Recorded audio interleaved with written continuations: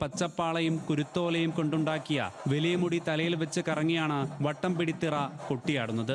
തിറയുടെ ചുരുക പിടിച്ച വലതു കൈയിലും കുന്തം പിടിച്ച ഇടതു കൈയിലും പിടിച്ച് ക്ഷേത്ര തറവാടുമായി ബന്ധപ്പെട്ട 2 പേർ ഒപ്പമുണ്ടാകും. തിറയ്ക്ക് മുന്നിൽ ഇരുഭാഗത്തുമായി വാദ്യക്കാരും അവർക്ക് മുന്നിൽ ക്ഷേത്ര തറവാട്ടുകാരായ 20ഓളം പേർ വെള്ളമുണ്ട് തറ്റുടുത്ത് ഇരു കൈകളിലും കത്തിച്ച ഓലച്ചൂട്ടുമായി നിൽക്കും.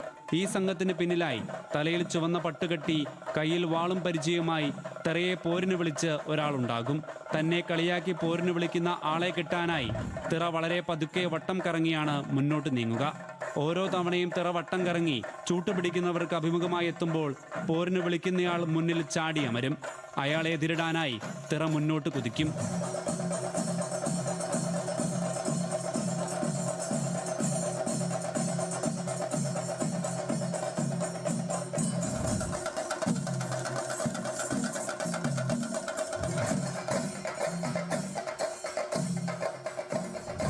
മൂന്ന് തവണ വട്ടം ചുറ്റിക്കഴിഞ്ഞാൽ തന്നെ പോരിന് വിളിച്ചയാളെ കിട്ടാൻ അമ്പലം ചുറ്റി തിറയോടാൻ തുടങ്ങും. ഉറഞ്ഞു തുള്ളി ഓടുന്ന തിറയെ ചൂട്ടുപിടിച്ചവർ തന്നെ പിടിച്ച് അരക്കല്ലിൽ ഇരുത്തുന്നതോടെയാണ് 2.5 മണിക്കൂർ നീളുന്ന വട്ടം പിടിത്തിറ അവസാനിക്കുന്നത്. കേരളത്തിൽ ഈ ക്ഷേത്രത്തിൽ മാത്രം കൊട്ടിയാടുന്ന തിറയാണ് ഇത്. ഉള്ളിയേരിലെ മൂന്നൂറ്റാൻ രമേശനാണ് വർഷങ്ങളായി വട്ടം പിടിത്തിറ കൊട്ടിയാടുന്നത്.